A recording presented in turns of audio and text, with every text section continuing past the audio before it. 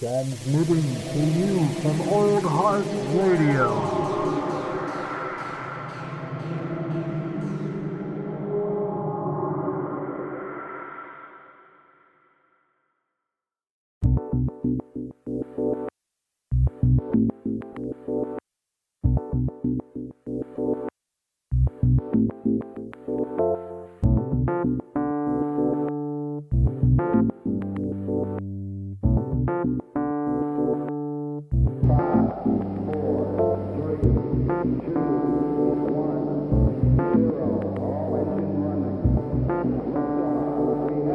Welcome to Local Yokelz. Well, have you? That's so creepy. Every single time I hear that, it's like this weird, like, Zoom has to let you know that they're listening. Anyway, I'm sitting down here with somebody I haven't seen or Zoomed or talked or whatever with, and I feel like way too long. Caleb McGrady, say hello to any hot dogs that are listening, please. Hello, hot dogs. I hope you have mustard or ketchup only on you. Fair enough. A straightforward kind of hot dog endeavor. This is. Don't worry. Every podcast we warm their buns and we get them ready for whatever they're doing next. Don't fuck around with hot dogs. No, hell no. Yeah, man. I feel like it's been. I think Nick quoted it, which is probably fairly accurate. Like probably roughly 10 years since I feel like I fucking saw you, and is a huge gap. I think we've maybe through other people we probably talked. Jeremiah. I always ask him when we were working together. I'm like, how's Buck doing? Same. Yeah. It was we had interaction through other people. You're right. But dude, I'm gonna turn the air conditioning off. Amateur hour over here. No, you're good. If you want to edit this shit out, it's all, we'll see what happens. But yeah, it's it was like the degrees of separation sort of thing, and I feel like for my part, I got really stuck over here, and that's one of the things I've been trying to express to everybody is that fuck, dude, I've missed you guys. We all kind of, me and Nick were talking about it just the other day. He sent me some sad poem or something. Yeah, about some guy and all his friends moving away after high school, and that we were kind of commiserating on that moment where we both felt like, oh, everyone left. What do we do now?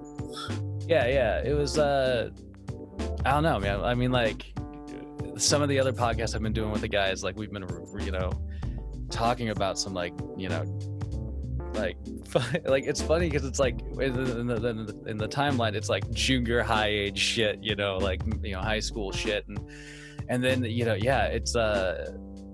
it's wild how all of a sudden just boom, I feel like one by one we started trying to get directions for ourselves and stuff like that, and anyway, I've just been really enjoying trying to get in touch and get this web going a little bit again, I know.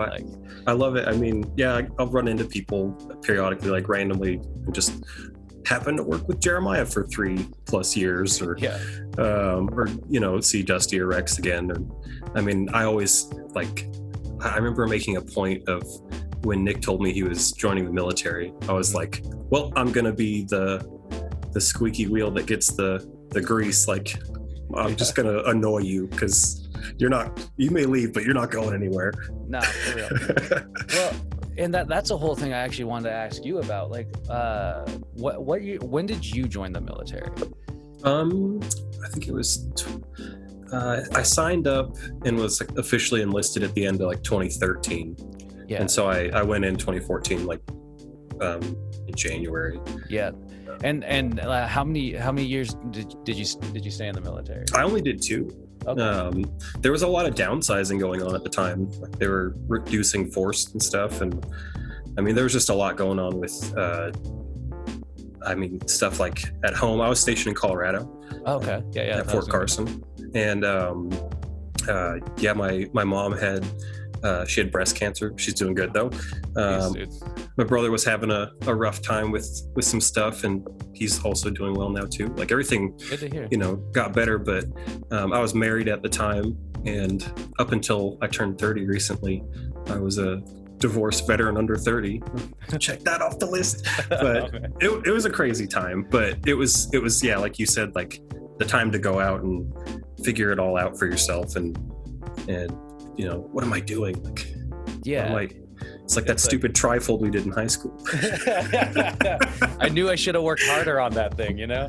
I think I put Batman on mine for some reason. Yeah, I think I have a cape somewhere around that's probably collecting dust at this point, but you know, maybe I'll bust it out a bit. Yeah, no, it's like that proverbial, you just like go to the ocean, you know, you just like, who am I? You just shout into the waves, you know? But yeah, no, it's from, you know, a little bit of back and forth that we've had, you're in school for aviation mechanics, maintenance. Yeah, same. But yeah, I figured like same. But yeah, well, how'd you end up there? Like, how'd you end up on that path? It kind of actually works, like, because you asked about me joining the military. Like, I realized, like, I kind of just been like, you know, looking at what certain friends of mine are doing and like, hey, that's going well for them. Like, and I'll ask them about it. And I've always been interested in aviation. I grew up next to Pangborn Airport, so I was, you know, ever since I was a little kid, I was like, oh, planes. But Jameson is an aviation mechanic, and he was always like, you got to come do it, man. You got to come do it. And yeah, I just got tired of working odd jobs, or I mean, it was cool to do different things and learn new stuff. Like, for sure, like, the farm with Jeremiah was awesome. Yeah, yeah. Oh, go ahead. Oh, that was a whole other thing I was going to ask you. Is like, how did you jump from working the farm to going to school for aviation? Yeah. Okay. Yeah, it was kind of a little bit of a roller coaster. Like, out of the military, I was like, okay, I got to find work, and a bunch of my friends worked at farms or other, you know, cannabis industry things, and they're like, yeah, come do it. And I already happen to know a fair bit from personal experience. So I was like, okay, I'll go do that. And it was just a total shift from being in the military, which is what I needed at the time. Fair enough. Well, what kind of like, what do you mean by it was a total shift? Just the whole vibe, like the culture of, I mean, I don't know. It's like, I've always felt less regimented, or like. Well, actually, I mean, you probably have. I mean, on a farm, you definitely have to. Yeah, for sure. You know, keep shit under a schedule, probably a little bit. But, I mean, yeah. I mean, yeah. I guess was it like a little just like, you know, looser for yourself, for your personality? Yeah. Like, it was. I just needed a place where, because when I was in, I don't know, I've always felt like that caught between worlds. Like, I was like, I enjoyed aspects of the military, and I did well at that, and you know, it was fine. I wish it would have gone a little different. You know, it was wish for more, but don't regret it at all. But it was just I don't know, like, most people were really cool, but like I never really fit like in with everybody. I didn't have that, like, in the Army we called it, you're way too fucking hua. Like, you're really excited about being a soldier, which, yeah, cool, that's great. Okay. But I was just like, I'm here to do my job and learn. And yeah, I feel you. Like, that is like, yeah, those, you know, those can be kind of clashing mindsets. So I imagine, like, yeah, I mean, yeah, though you know, make, you know, the camaraderie can be there with, you know, with things. Yeah, sometimes shit just doesn't click, man. And I don't know. So moving to the farm, you obviously worked with Jeremiah. Did you like have like other coworkers that you just really clicked with? That was it like a pretty decent environment to like just sort of be a part of? Yeah, it was actually like, it was kind of similar to, in a way, some ways, of being in the military for me. Like, the camaraderie was there. We all worked really hard. We all believed in what we were doing. We liked it. And it wasn't until like years later that there was just kind of like, I had some issues with the boss, and it was time for me to move on. But all in all, like, super awesome experience, grateful for all that. But I don't know, I kind of felt like I seemed to be like gravitating towards places that sort of collect broken toys, because the military has an aspect of that, cannabis industry, some of that too. And then even now, like with the aviation stuff, I'm on summer break now, but all the classmates were just like, oh, we're a bunch of crazy weirdos that it's like, I don't know where else to stick us. So Shove us in a hangar where no one can hear us talk. Fair enough. Just talk shit amongst ourselves. Yeah, I'd disintegrate in an office job. HR would hate me. Yeah, man. I can't imagine like the cubicle life, I guess. Like that's for sure. Like I'm in school, like I'm working on becoming a librarian, and it's, you know, it seems like a very long path, but it's like one of those things, like I think about the worst part about it would be like having to sit behind it, like the desk, you know what I mean? Like, but that's a, you know, and so that's like the way I study, like the way the studying goes is we study like school libraries and like how they function, and public libraries and how they function. So like throughout this entire you know, course, it's like, you know, you're kind of like trying to like figure out which direction you want to go amongst that. And yeah, it's like, I don't know, like I've been working at cafes for far fucking too long, and I've loved the coffee industry, but it's like one of these things where, you know, just recently, you know, you look at the longevity of it and you look at like where it's going and how things are stacking up, and you're just like, whoa, dude, I don't know if I do have a place here. I need to fucking move on. Yeah. And that kind of started forcing like a new direction. Like it made me start looking for a new direction. And when I finally landed on, you know, library services, I was just like, holy shit. Like the more I've been learning about it, the more I'm like, this is kind of my place. But now within that, I'm like, okay, now I got to find my other place. Yeah. Which one are you gravitating towards? Honestly, I'm really gravitating towards school system, like the school libraries. Nice. It seems like that one would require like a lot more like education to get into, probably, to be like an actual, like to be labeled like a librarian teacher. But yeah, I'm hoping I can get my foot in the door and just like start, you know, getting it, like work a job and maybe start working on like a master's afterwards. So yeah, you know, I actually, when you told me about that, that's what I pictured. Was I just had this image of you like reading a book to a bunch of like, you know, like kids in first grade. No, it's just like for a second, like I thought back to like old times and was like, that's kind of strange. Like, yeah, man. But then at the same time, I was like, no, that's perfect. Yeah. Like, it made me smile. Dude, I really appreciate that. Like it's one of the first, like I was taking this really interesting just like children's literature class this quarter, and we like the second week we were talking about kids poetry, and it just like immediately launched me like right back into like, you know, things I really just haven't been on my radar in so long. I felt like Shel Silverstein's books.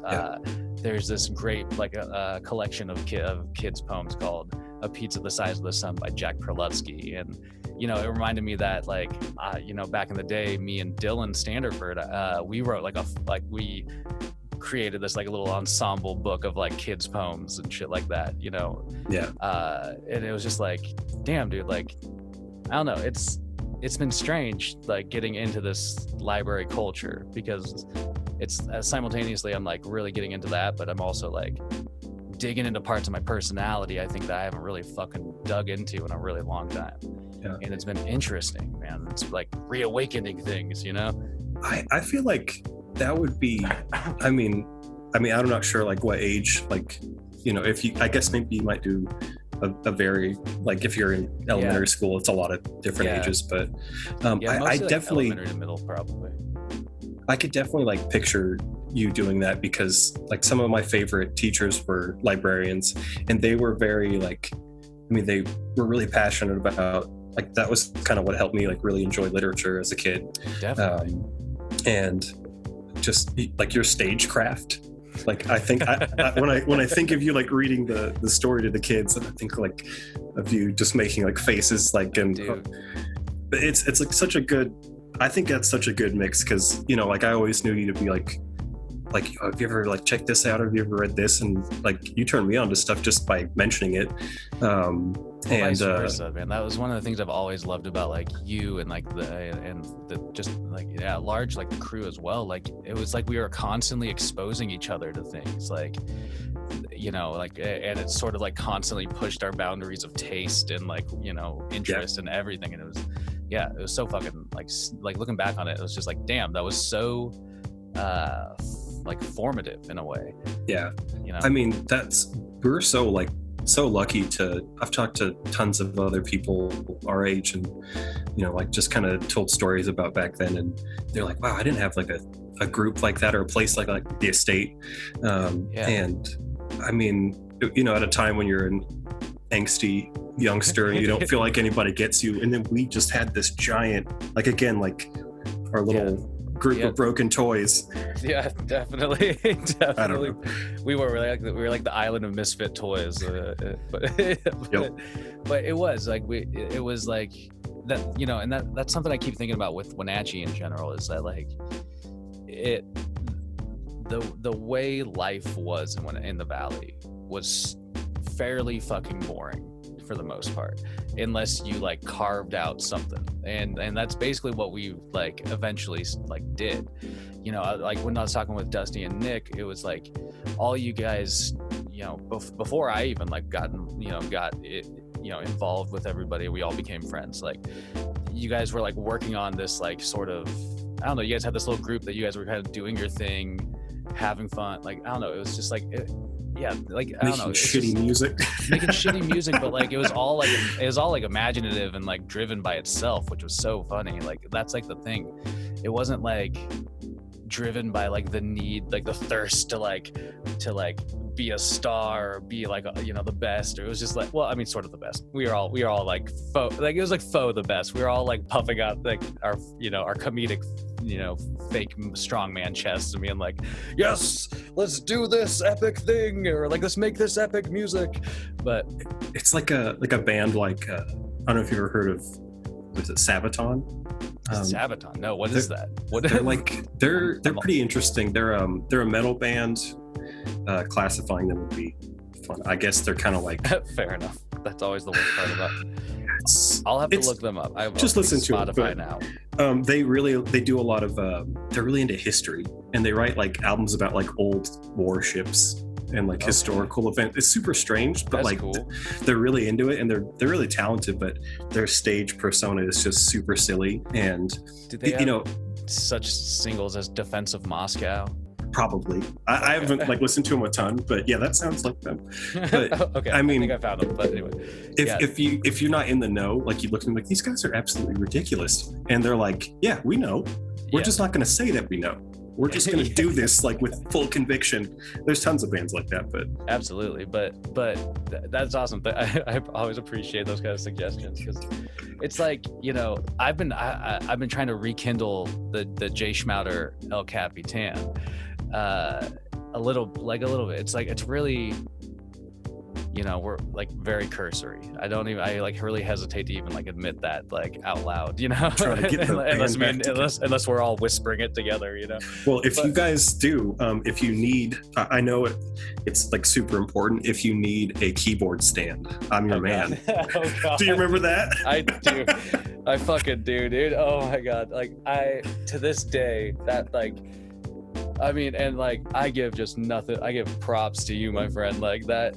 I just have this vivid image of just David just doing whatever the fuck he's doing with the keyboard. Like, and he was smashing it on my back. Yeah, I know. And I was just like, oh my. Oh, and his girlfriend French braided my hair before the show, so that was extra weird. And I enjoy a good French braid these days. I got my hair up, but. I know you got me beat. I'm a normie now. Wait, dude, that was another thing I was thinking about recently. I was like, holy cow, man! Like, I feel like I just like took your hair and like put it on my head and just gave you my like whatever like. Hey, you can have it as long as you don't part it down the middle like I did. Such cringe. It's okay, dude. Like, if you look back and see some of my haircuts from back then, man, like I don't think I ever had a single fucking good haircut. Maybe that's why I just grew my hair out eventually. I was just like, I'm tired of it. I think it's necessary for you to be a truly angsty young long-haired kid who listens to rock and metal music to have just a shit haircut, so you just are constantly angry and like can't look at anyone or yourself in the mirror. It's like, it's the sliver in your hand you can never get rid of. You just my life is ass. And in like a handful of weeks, you're just gonna go get another shitty one. Yep. I think though, I was talking to Jameson. I'm actually at his house right now. They're in Hawaii. I'm dog sitting for him, but we were talking about his hair back in the day. Oh my god, dude, his hair was fucking epic. Like beautiful red curly locks, but his mom said you can't have it in your face, like in your eyes, so she'd make him get the bangs. Oh my god, that's why it was like that? I never knew that. Yeah, that was his condition. He could have long hair, but he had to do that. And I said, we should give your mom a prize because, I mean, you had the best hair out of anyone. Like, I still have a picture of us playing a show, and everyone's like, "Who's that?" I'm like, that's Jameson. Like, his hair is crazy. I like it though. Yeah, dude. Like his hair was like the best. Like it, like shoulder length, little like curly. Oh my god, dude. I just never knew that's why the frame. Like I always wondered, like, kind of framed his face, and like I never knew why. Oh man, that was like that's like something my mom would have pulled. Like, you know, like, all right, you can, yeah, fine, but just like, nope, I want to see your eyes. my parents used to like be like, we set up a hair appointment for you, and I'm like, why? I don't need to cut it. And they're like, you need to cut it, it's too long. And I was like, all right. And I just like wouldn't show up to it. Yeah. Or I think one time they drove me, and then I just ran down the street. Just bolt. It was like, I'm not doing it. Yeah, dude. I mean, my folks, like they were just like, they were adamant that I wouldn't have long hair. It was like the strangest thing. To this day though, my dad, every now and then when I have my hair down and I'm visiting him, he'll like make this like side comment. He'll be like, what is that, your Jesus hair? Damn right. And I'm always like, what is that? Like, come on, man. I mean, but it's true. I guess it is what it is. But yeah, like it was just like growing up, they just never, they would never, like, we'd get to like a certain length and then be like, nope, you gotta go get that cut. And then they take me to like some shitty place in the mall where they like hatchet it up and call it good. I had a bowl cut though, like going through middle school probably. So I like the bowl cut look. Like you pulled that off well. Hey man. I mean, we all look like members of Bring Me the Horizon at some point. Bunch of douches anyway.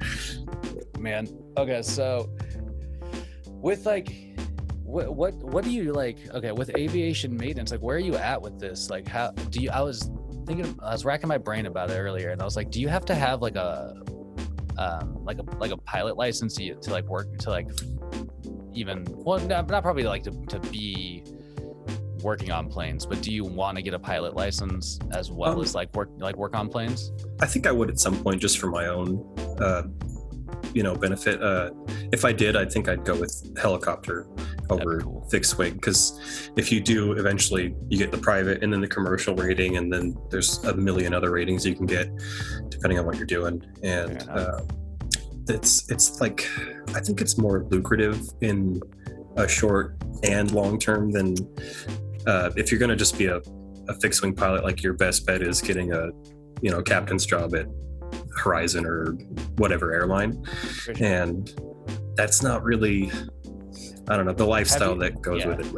Have you ever wanted to fly just like for hobby's sake, for like Oh yeah, absolutely. Like I kind of figured I would do that eventually, but I decided, I mean, it'll be less money for school and time and all that to learn how to work on them, and then be able to make money to pay for getting the license at some point. But also, I don't feel like, if you're up in the air and something goes wrong, I mean, there's only so much you can do without landing, but you should know how the thing works. So yeah, I mean, I think it definitely give you a little more confidence up there. Terrifying. Or actually, that's a good point. You like know exactly what's happening, and you're just like, I can't do that right now. Yep. Yeah, that actually kind of terrifying. I don't know. I don't know if I've ever like had the desire to like fly like an airplane or like a helicopter or anything. Like, I think I don't think I've ever actually ridden in a helicopter. I've ridden in small planes, private planes, like commercial planes, but yeah, I don't think I've ever ridden in a helicopter. Have you? Yeah, it's a dream, man. Like, it's I did like a little discovery type flight. They just take you on a little tour and whatnot. And I just remember how crazy it was, like just sitting in the chair Yeah. and put the headset on, and you're all strapped in and all that. And then she's like, okay, we're going to go. And just, it was like someone just came up and like bar mitzvahed my chair, but then it just kept going. That's how it felt. It was like, whoa. That's cool, actually. And it's slower. So it like, Yeah. I don't know. I'm kind of scared of heights, which is ironic. Yeah, So- that's kind of my thing, dude. It's like I definitely have this threshold where it's like, I don't know, man. Like I can handle it to an extent, and then like I don't know. Like, last time I was flying, for instance, like I couldn't. One, claustrophobia was like kind of kicking in. I was just like, oh my god, man, like I am in here. And then two, I kept like thinking like, damn, dude, I couldn't put aside like the fact that we're so far off the ground. I just kept thinking about that. I was like, we're going down. That's a good attitude to have, because like every time we like talk about something, my twisted brain starts working and I think about like a horrible situation, like, oh, that's what would happen. Like if you're in a jet, like 40,000 feet, and they're like, oh, we got to bail. Well, one, they don't have parachutes for you. That's only for the crew. And two, if you jump out, good luck not hitting the wing or the tail or something. And then if you don't have oxygen at that height, you're going to get hypoxic in seconds and pass out and not pull the chute.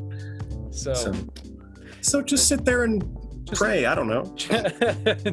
What was it? I think it was in a Kevin Smith movie. I mean, it sounds like it would be in a Kevin Smith movie, but oh my god, it was just like there's this whole sequence in this movie where they were talking about how this plane was going down. This guy knew it, like another guy, and he was on a flight and the plane was going down, and everybody's panicking, and then all of a sudden one dude just like whips it out and just starts jerking off, and then slowly but surely everybody on the plane starts doing the same thing.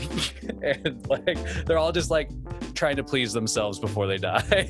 I mean, I don't know. I don't know if I go that far, but like it would make more sense if they look at each other like, you want to do this? Like, we're about to die. Yeah, fair enough. Like, anybody? Anybody want to know this? No. Okay, I guess. Last minute, free fall gangbang. Why? We're just gonna have an orgy on this plane as it goes down. That'd be the one. The black box recording is gonna be insane. What kind of fucking scene, man? Oh man, so strange. Man, that's definitely not something to Google, by the way. Don't ever look at black box recordings. Really? You won't sleep. Oh man. Well, now I shouldn't even brought it. Now I'm intrigued. That might be a coffee and contemplation episode. That's a rough one, man. That'd be a heavy one. I know. I've in the past, that show. Okay, so to be fair, with Old Heart Radio, I've never tried to limit the crassness on it. Good. And at times it has gone in the past. I've definitely I've listened to some old, very very old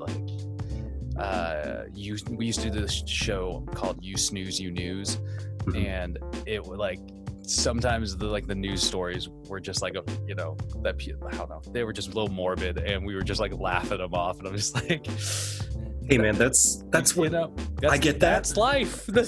I get that, because that's something that in the Army, it was weird because you have to be super politically correct now, really which is good. It's good and it's not.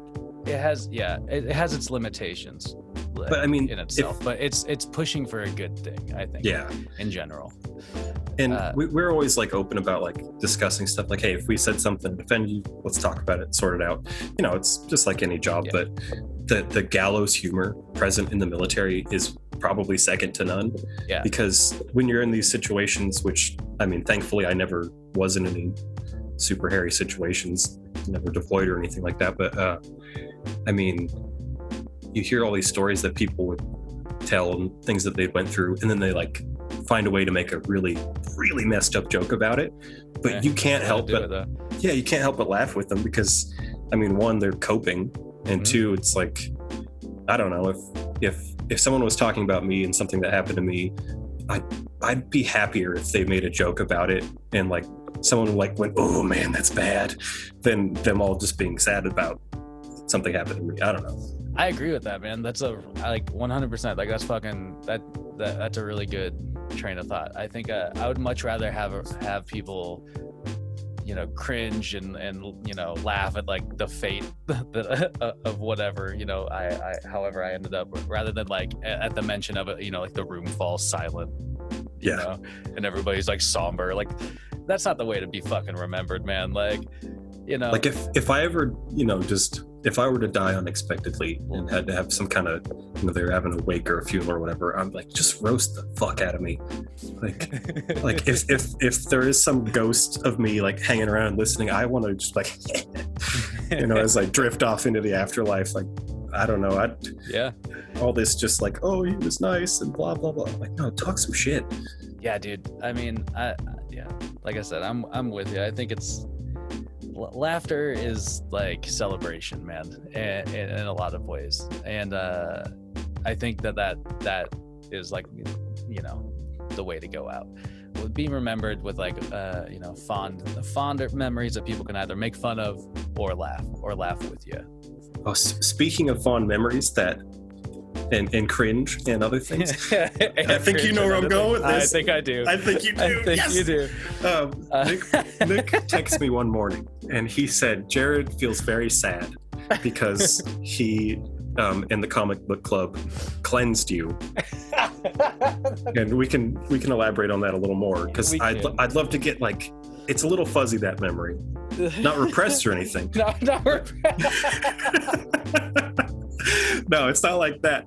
But it made me sad because I was like, oh, like Jared feels bad like about what happened, and I laughed, like, not that you were feeling bad, but that because I told Nick, I'm like, that's like a super fun memory for me. Like, it's good. Ridiculous. That is good to hear. I think it was like All right, let's tell the story. Let's do that. Yeah. So, and I'm kind of fuzzy on some of the details still, but for the most part, what happened was the comic book club was formed, and it quickly sort of turned. Now, I don't want to say into a full-on authoritarian regime, but it was. I thoroughly enjoyed every meeting. We had some strict rules that were regarding reading material. What was the rule, Jared? Tell us the rule. It could only be we could only read comic books, and we could only discuss comic books. And that excluded manga. That did exclude manga at the time. If I was sitting president of that club right now, I would revise these rules. I figured you would say that, because I said, oh, I read a manga once, and like an idiot, like after you just got done laying down, like, these are the rules, and I was like, oh, let me break that.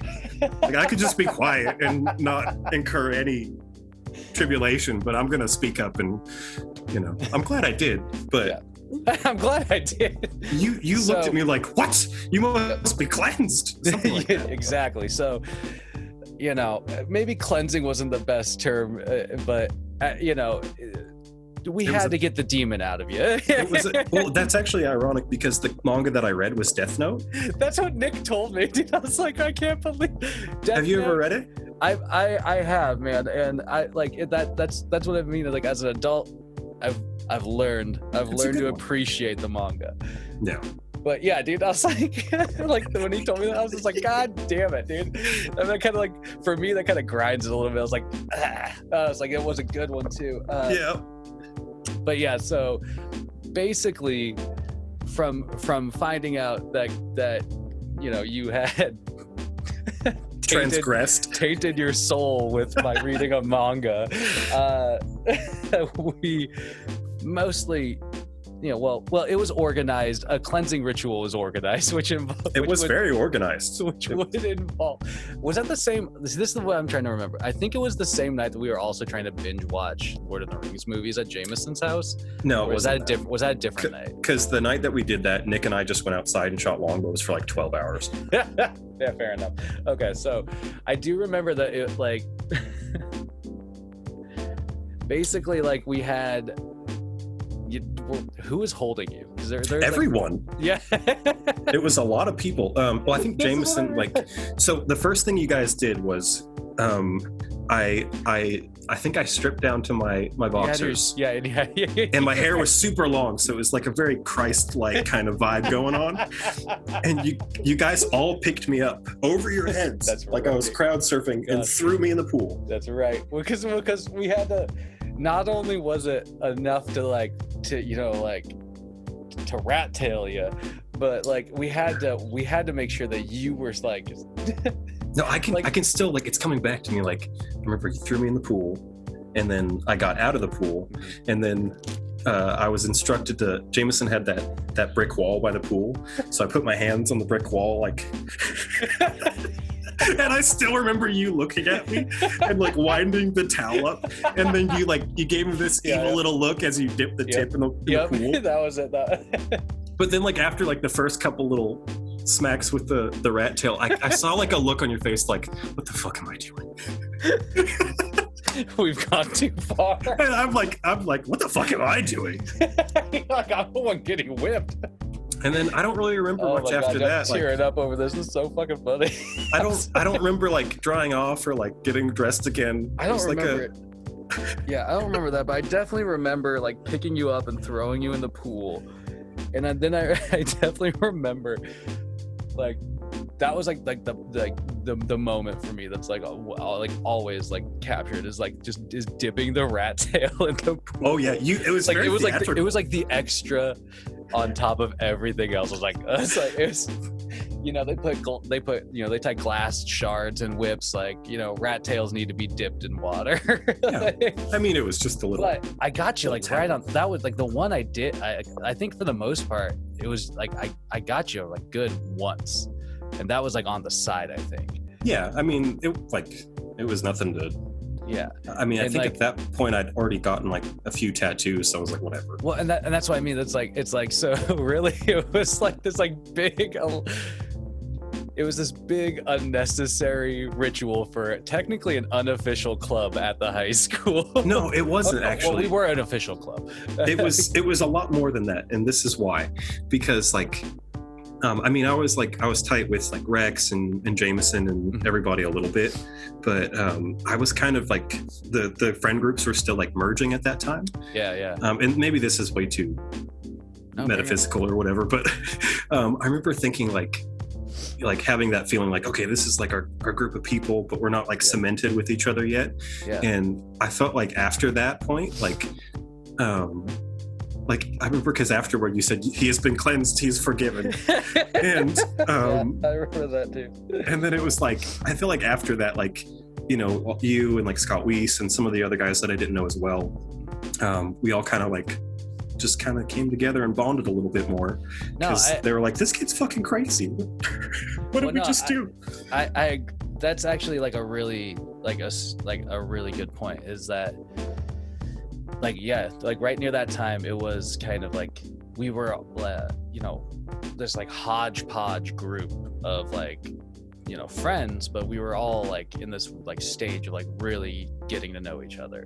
Yeah. And yeah, this, I mean, as weird as this sounds, this quote unquote cleansing event, it did sort of like, it became this like, I don't know, it just became like one of the first real kind of like ridiculous like hangout sesh like things that kind of launched us into like the like being really tight with each other and growing a lot more with each other. But yeah, dude, I mean that was the thing. I mean I definitely remember like about you is that you were like the fucking firecracker, dude. Like you were like somebody could light, like not in like an angry or like aggressive way, but it was like somebody could light your fuse and you would just like, you'd jump on an opportunity to like do something crazy or wild or just like be energetic. And like, I don't know, man, like that was, I don't know. It's like, it's an inspiring trait because it's something I've never really been great at. I really always have to push myself really hard to be outgoing. And so, see, I think it's like, that's an interest. I like the way that sounds a lot better than how I would look at it, because for me, I mean, it's really just undiagnosed ADHD and a desperate desire to be accepted. So I like your take better. Yeah, I feel you. I mean, I don't know. Yeah, an outside perspective definitely helps. Yeah, that's nice. I'll keep that.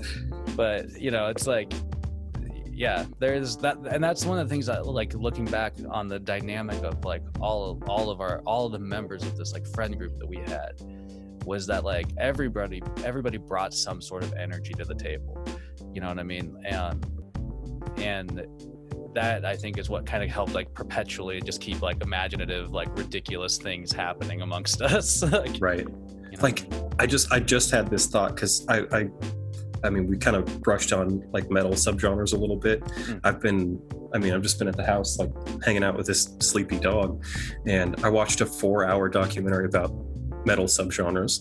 What? So that's been on the mind a bit lately. And I just had the thought, as you were saying that, like, if each like member of the friend group was the personification of a subgenre, like who would be who? I think Rex would be black metal. I think at least for me, because he introduced me to it. Yeah, I have vivid memories of Rex with corpse paint on.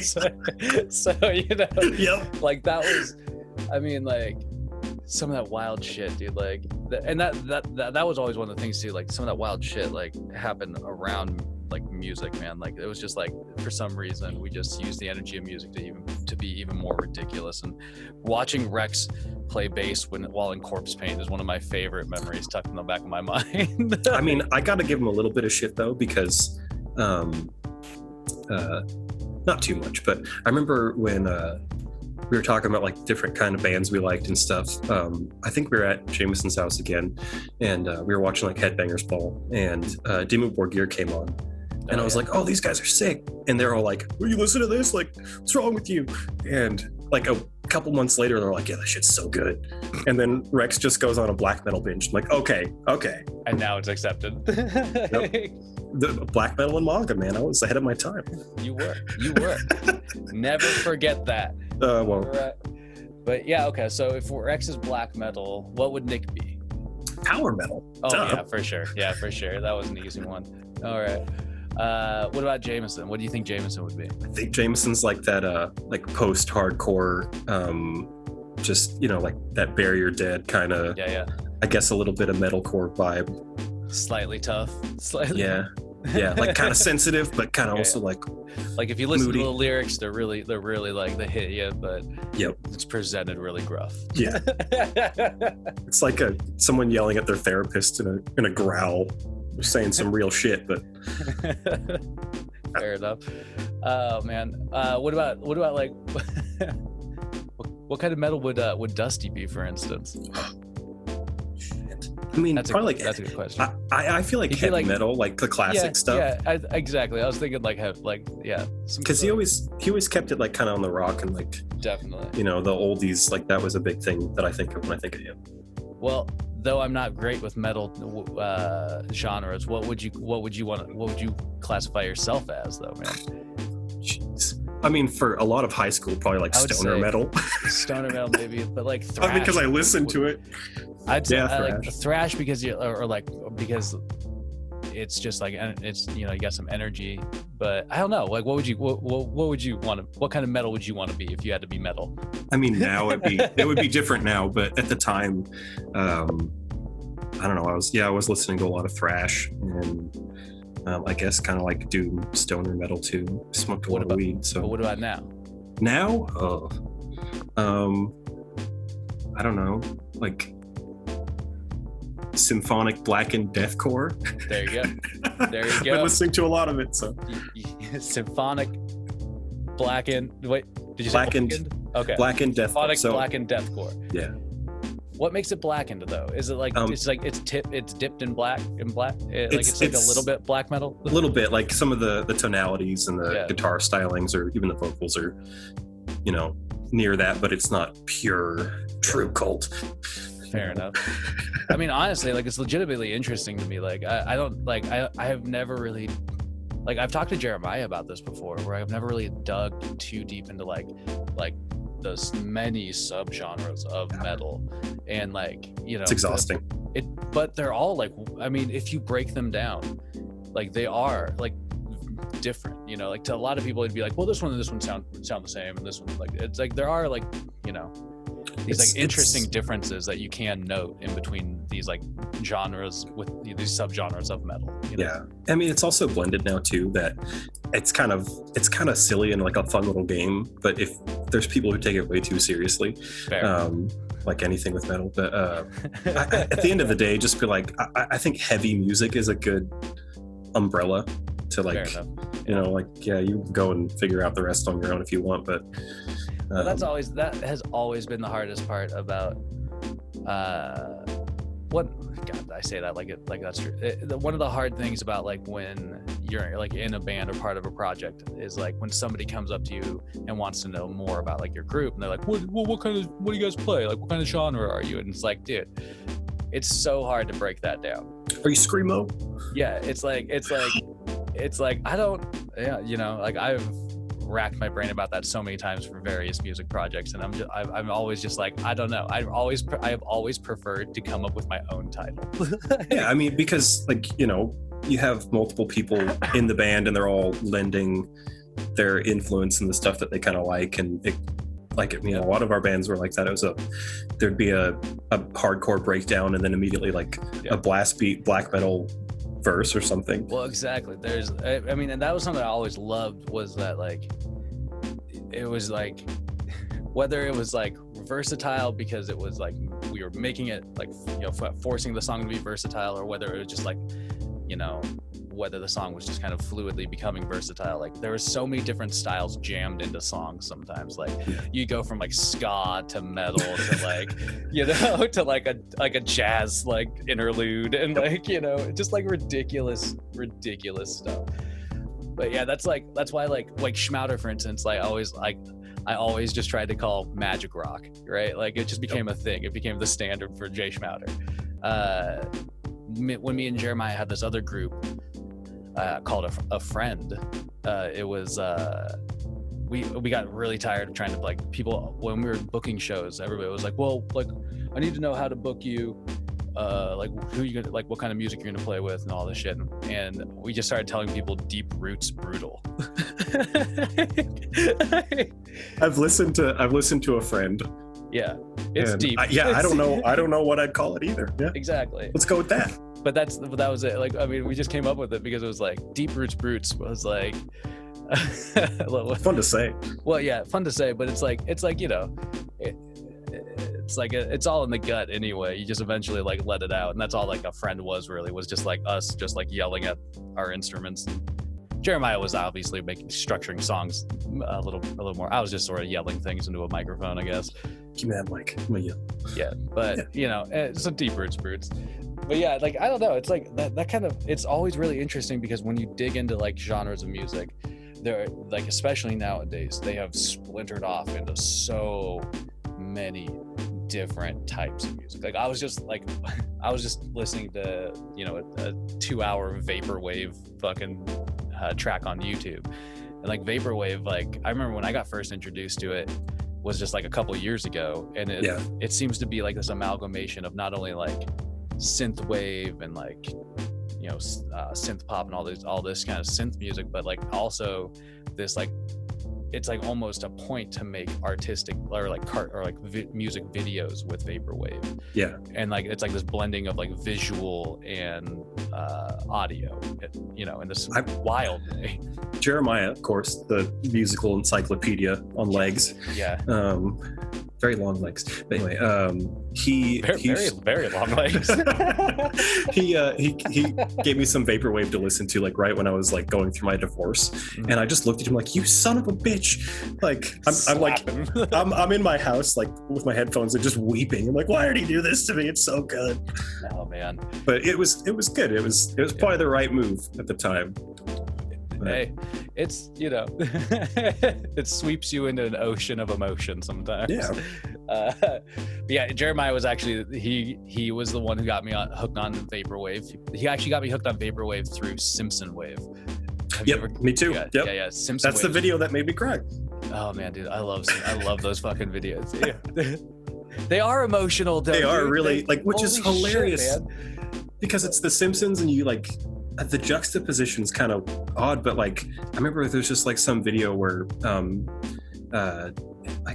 Homer's driving around and then he gets in bed with Marge and like they're like all distant from each other, and I was like, this is so fucking sad. Yeah, dude, like what's Oh my happening there? God. It was like, yeah, or like they, you know, some of the videos like they turn to these like there's like one of the videos where it's like cuts of, you know, the episode where Homer's like stoned and he's like shaving and he's like doing all these fantastical things, and it's like, yeah, dude, like they can be like really uplifting in some ways, and then like sometimes they take like really fun moments from The Simpsons and just like for some reason paired with the music that also just darkens it up, you know, and it's just sort of like it's weird, it's wild, but it is kind of fun. I usually just pop it on for like, you know, if like we have some people over, I don't know what else to put on. I'll just put on like a Simpson Wave video and just let it roll from there. Or just, yeah, I mean that was like my background music for a long time, was just like the just synth wave, or I got really into like Gunship and Dance with the Dead and lots of stuff. Nick was showing me a lot of stuff too, and yeah, there's just, I don't know, I've definitely been in a metal phase again lately. I've been trying to get my guitar chops back. Oh yeah, man. What little I had at the time, but hey, man, I for the first time ever have actually bought myself like a little acoustic guitar to start like finally learning how to play some. So, you know, like I've like, it's been so weird that I've been like around people that have played instruments for this long, basically. And then like, you know, now that I'm not like around anybody that I can jam with, I've just been like, oh shit, man, like I gotta start jamming with myself, I guess. Like, that's exactly what I've been doing. So yeah, I feel you, man. Like at least you have chops though, man. Like you just gotta hone them again a little.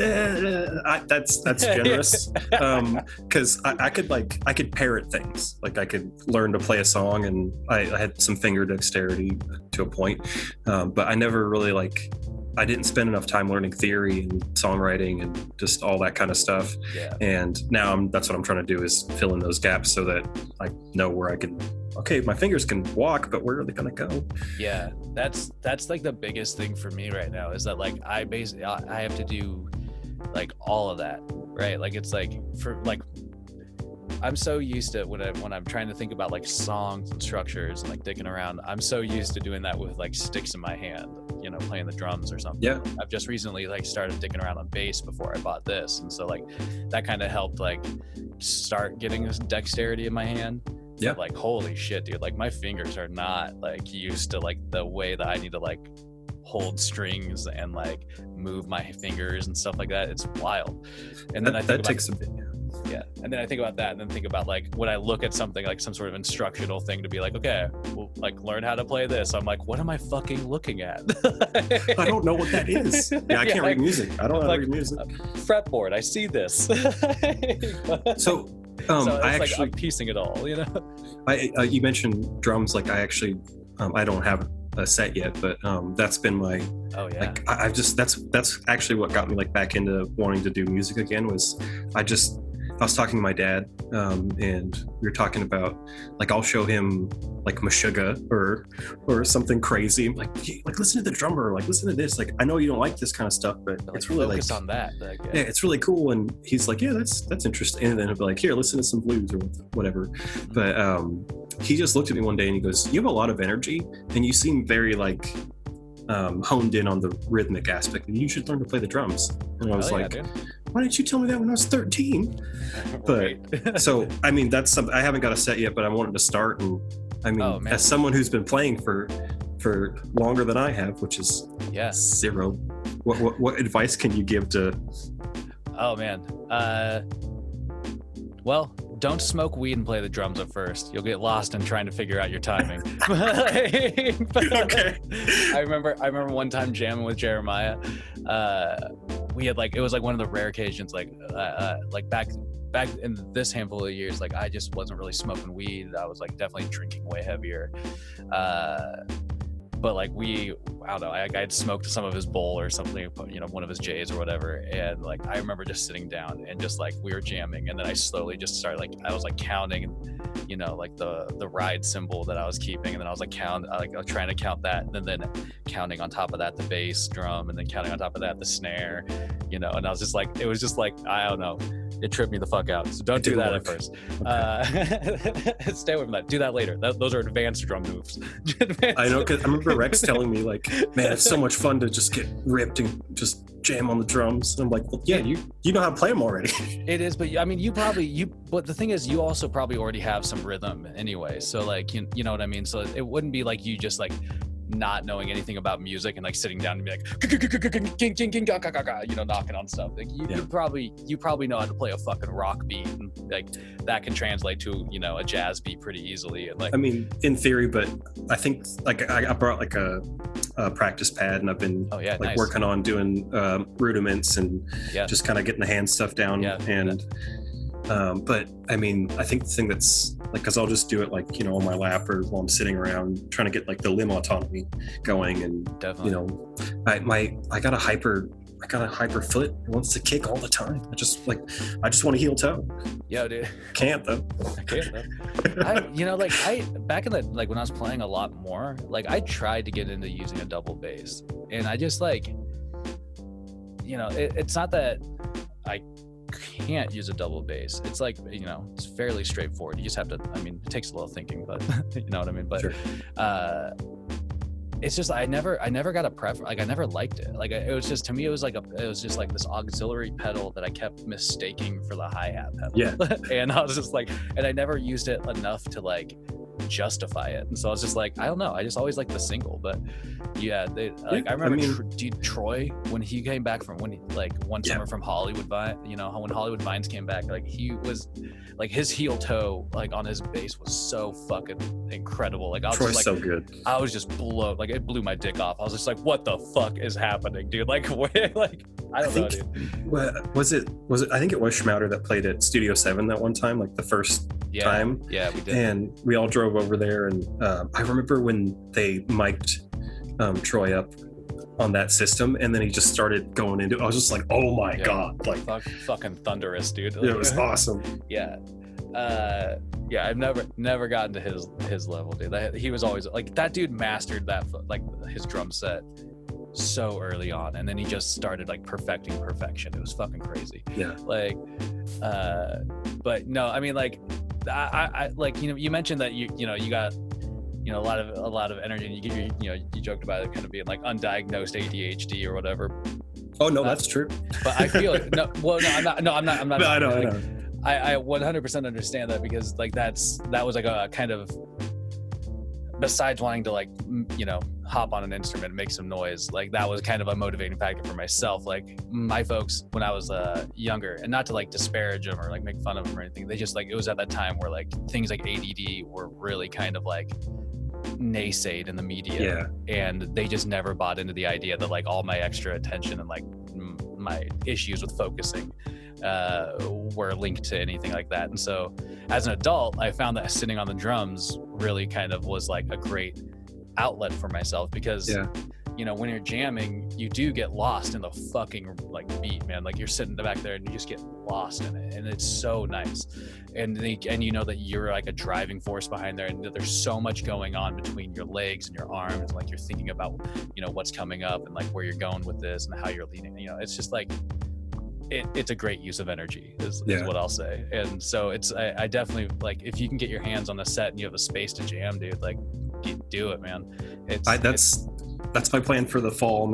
I looked into, I was kind of skeptical at first, but the technology's improved so much on the e-drums. I've been thinking about that too. Yeah. And so I'm gonna use that old finance option from Sweetwater, get me a nice rolling kit, and Nick's been kind of helping me. I bought a Scarlett audio interface, and I've been working on building that kind of stuff up so I can at least use it to practice until I can, you know, do something good enough to collaborate or whatever. Yeah, for sure. Hell yeah. Yeah, that's definitely like, you know, it's sort of similar. Like I actually, like a handful of months ago, I just like bit the bullet. I was like, all right, I'm gonna just commit to getting some new equipment. Like I got like a couple new mics, like a new portable like recorder and shit like that. But then immediately I turned around and I was like, should I go get like a new bass amp for this bass that I want to get? Like, should I go, it's a rabbit hole. Yeah, I was like, I could use a really nice plush drum throne, like. I know I've already started being like, oh man, I need a 7-string. Maybe I should get a Kemper unit. You just exactly. Like, oh shit, here we go. Just immediately start tumbling, dude. You and Nick were talking about how insane buying music gear is, and then you guys mentioned fly fishing gear, and I was laughing my ass off because it's like I need both of those things. That's what I was thinking about you when we were talking about that, dude. Because I was like, you love how much time do you spend fishing, and versus how much time do you want to spend fishing? Well, with school, it's definitely taken a major backseat, but I mean, right when I first got into it, the first 2 or 3 years, every single chance I got, I was just obsessed. And I think it was processing all the craziness that was going on right after I got out of the military, because it was just a nice way to all right, I'm gonna go focus on something and quiet my brain. It's very meditative. It's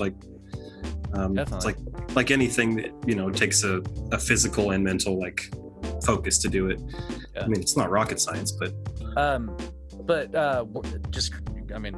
just correct me if I'm wrong. Were you fly fishing, or do you do other types of fishing as well? Yeah, I'm definitely not an elitist or anything. Okay, I was some people seem to I was looking into it. Some people just seem to really stick to one lane when it comes to fishing. And even within fly fishing, that you're I only do this, or genres and subgenres. Yeah, for real. It's just when people just get way too into shit, they start going crazy and acting like a douche. But and I'm guilty of it. I've been there too. I had a 6-month phase where I was like, I'm only going to fly fish.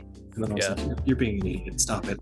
Yeah. I mean, I've definitely not about fishing, but I've definitely done it about other things in the past. And it's one of those things it's weird. It's you either learn that it's fucking okay for everybody to have their different, shit, or as you get older, you just really double down on that viewpoint of I'm right. And then you become a metal grandpa. Yeah. It's not the path to take. Not the path to take. No. But okay, so so what would you be what's your preferred is it method style of fishing? I prefer fly fishing if I can, if it's going to be effective. At the end of the day, there's a saying within fishing: the tug is the drug. You're just that dopamine drip of, ooh, I got a bite, whatever the case may be. And just chasing that dopamine. And if I can, I'll fly fish. But if it's just not going to work, then I usually have both setups in my car. So I'll just go grab the other one and try that. Fair enough. But do you like to do just off the bank fishing, or do you like to be on a boat? Both are cool. I mean, it depends. Just in a stream or a river, I'm just waiting and being actually in it, and everything about it, it's kind of cold. The way that the waders feel when they're squeezing your legs, and you're it's so weird. You're in the water, but you're not wet. So there's just a bunch of little things I like that, but I mean, obviously a boat's more effective, but yeah, fair. I mean, as long as I'm doing it and I'm not having a shitty time, then well, it's a lot of things. I think and you were saying it kind of earlier, people get way too I don't know, snobby or competitive with it or whatever, and so that I don't know, it's that's not, as soon as that becomes something that starts flaring up in a hobby of mine or something I like to do, and that's when I take that step back and just be all right, am I done for the day, or am I do I just need to let this cool down for a second? I mean, I had a few moments like that where I kind of found my temper with it, which is weird, because it's such a relaxing thing to be doing. But I think that it also makes sense, because when it gets encroached upon, it's really upsetting. It's I'm just trying to fucking do this and relax. And there's this thing called low holing, and it's where if you're on a river and you're gonna work a certain area of the river, a little run or a pool or whatever. Usually you start upstream and you start fishing and working your way down. And if someone else comes to where you're at and you were there first, it's incredibly impolite to go downstream, like especially right down. Oh yeah, like kind of like hop ahead of you, basically. Like almost, you basically you're blowing up their spot. Like I mean, there's people who take it too seriously, but it's just polite not to. Yeah. Unless you ask, and they're like, yeah, go ahead. That's interesting. I got low hold one time, like just by the most rude family of people, and I was like, hey guys, like, could you? I don't want to like. I've been fishing here, like. Yeah. I don't want to like hook anybody. The kids were trying to like swim, and the dad was just like really rude to me, and I was like, you know what, like. It's 5 or 6 of them versus me. Like, go ahead. But listen, I got in the car and was raging. I'll kick the kids. I'll kick you in the dick, and then I'll run. Okay. Yeah. No, I feel you, man. Like that's sometimes it's just like you get in those situations. It's just sort of like it's just not fucking worth it. Yeah. But I mean, that sucks, man. That'd be frustrating. That's interesting though, because it's like. Fishing is something that like I've done a handful of times very casually. But it's like there's like, like you're sort of saying, there's these sort of like unspoken polite like rules to follow like that, like people kind of like follow a little bit and stuff like that, which is always interesting to me in terms of like sort of like cultures that pop up. Yeah. I mean, it's like going to a live show. Like if someone falls in the pit, pick them up and, try and help them find their hat that they lost, or help them get away from that drunk dude in the Pantera shirt that's trying to like punch somebody. Exactly. If you don't want to be knocked over, just put your elbows out. People will know it's a barrier. You know what I mean? Shit like that. Dude, God, I really want to go to a fucking show soon, man. Like that's been something that's been like on my mind a lot lately. I've been looking. There's some that I was interested in Seattle, but I mean, I was going to ask you, like, because you're in Olympia, and I mean, I'd love to come over there and see some of those, like, oh, dude, I mean, for better or for worse, some of those local like black metal shows. Oh yeah, dude, that'd be interesting. Things haven't gotten popping off too much around town yet, but like they're definitely.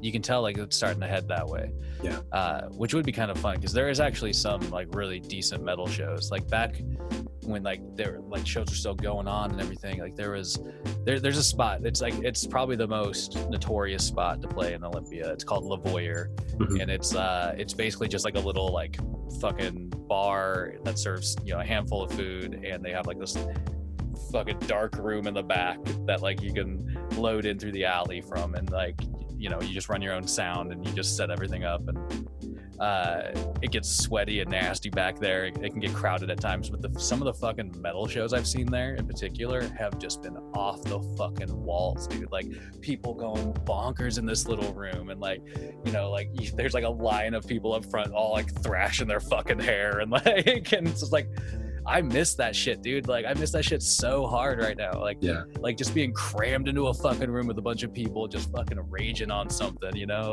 like I honestly, I was talking to my girlfriend about like, hey, we could go see this band and they're playing with these guys. And like she's never been to a metal show. Very open-minded. I've been scaring her with a lot of shit, but dude, I was like, just to people watch. Yeah, that'd be fun, man. That'd be fun. I mean, sometimes that's what I do at like at shows. Like sometimes it's nice to be like kind of up front in the action if that's the energy. Sometimes I like hanging kind of in the back, just like watching as like the room moves and watching the band play and like taking in the whole scene. You know what I mean? But either way, there's like the multiple aspects to enjoying a show.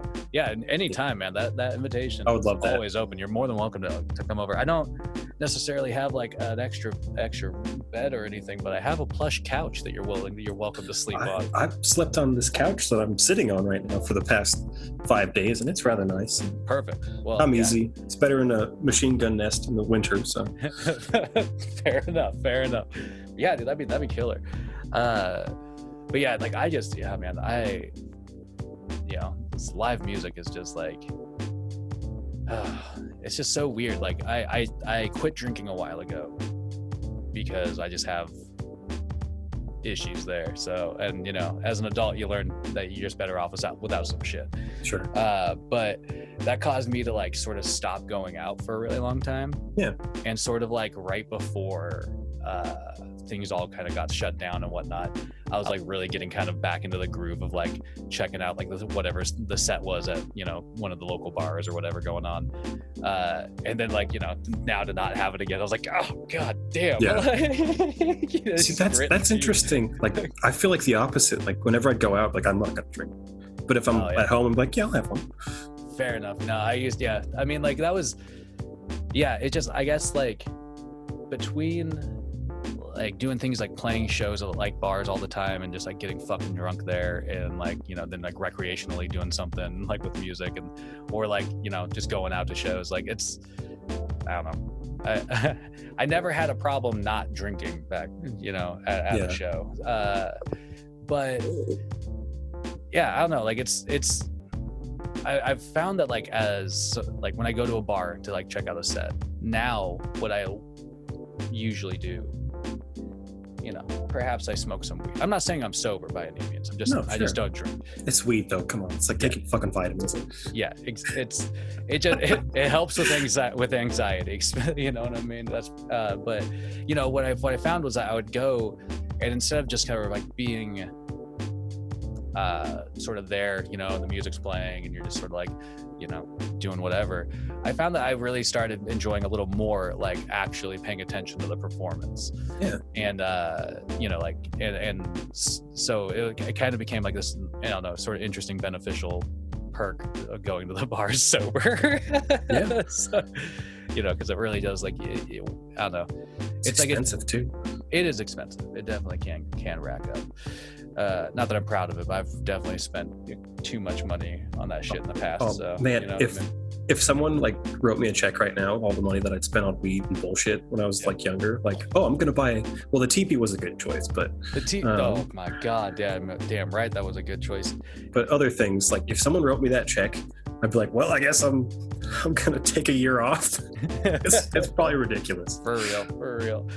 But yeah, man, I mean, I hope that some stuff keeps kind of popping off around town here. Like there's gonna be some, you know, like local sort of events happening here in Olympia that kind of like, I think they're advertising like live music, and so I imagine like, I imagine the town is probably like waiting for things like that to happen to like then be like, okay, it is good to go, let's go. Like, yeah. But one of my favorite places, the best place to catch probably a set in town here was called the Rhythm and Rye, and they were doing like all sorts of things. They'd have like funk bands, jazz bands, like they had like a regular like Monday night blues night where like all these old people would just sort of like crawl out of nowhere and just like all of a sudden own the stage and just fucking jam all night. Nice. You know, like all sorts of kind of stuff. And like they got shut down during all this because they like, you know, their landlord like wasn't really like doing much to help them like kind of work with rents and stuff like that, and so like the guy kind of covered a few months and then he was like, I just can't hold it down anymore. Yeah. So it's like it's this huge blow, and I'm just waiting to see when things open up, like what the scene will be like without that stage available.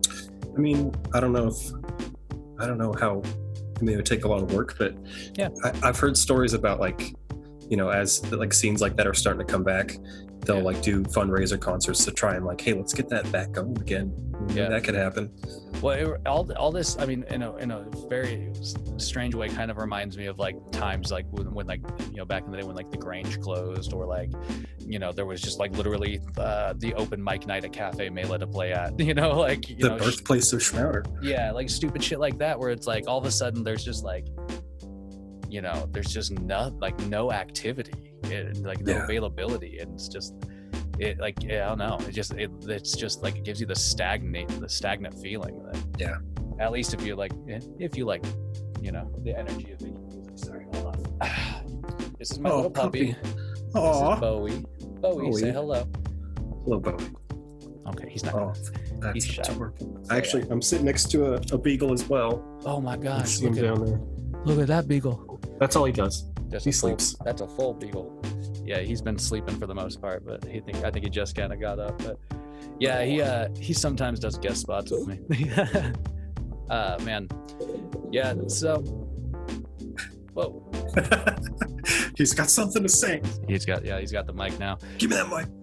Oh man, yeah, but It would be fun. Like I keep thinking about like it'd be fun to try and get like, you know, maybe like a fucking, I don't know, like even like a barbecue like night like scheduled for like maybe we can get like everybody, as many people involved as possible. You know, it'd be great to get the crew together in some capacity. You know what I mean? I think for the most part, from my understanding, we are all in the state. I think so. I mean, well, Jameson's Idaho, but close enough. But I mean, it wouldn't be that hard. Like, I don't know. I mean, as cliche as that would be, I mean, it is just a fact geographically, but Wenatchee might be like the most central spot. But that's what I keep thinking, which is like so fucking weird to me. I was like, a lot of people have to travel. Yeah, I was like, basically, like that's it makes sense to be that kind of like a location though, because we have people coming from, you know, multiple different sides. I was like, I'll have to rope Dusty into that conversation. Be like, Dusty, we're gonna use your. He's got the house. He's got the house, man. See if he opens his pool. Yeah, we're gonna bomb your pool, man. We could recreate the cleansing. Well, that's what I was gonna say. I was like, there you go. That'll be your moment. You'll have to, do you want me to cleanse you? You'll have to dip a towel and whip me one good one in the side. Oh no, that'd be fucking crazy. I don't even know if I know how to do that. I'd probably fuck it up. Oh man, a good rat tail never hurt anybody. Just made him stronger. I'll start training. Yeah. Start now. No, that'd be so sick. I mean, because like you're in Olympia, Jeremiah's in Wenatchee. I'm actually moving back from Spokane in a few days, so I'll be closer. I'll be in Quincy, Wenatchee area. And then Jameson, Nixon on the coast. Yeah. Dusty's there. Rex is there. Like, it wouldn't be that bad. No, I mean, not at all. No. A few of us would have to do a drive, but it'd be worth it. Yeah, I think it would. I think everybody would be into it. So I think we should try and get everybody together. Absolutely. All right, man. Well, it's about hour 20 into this one, so damn. I'm gonna say we'll save another conversation for another episode. Absolutely, for the hot dogs. But I'm gonna hit the record button. Do you got anything you want to say to the hot dogs before we take off? Jeez, I should have prepared for this. There's always a speech at the end. Just say salt and pepper nightgowns. Say salt and pepper nightgowns. There it is, folks.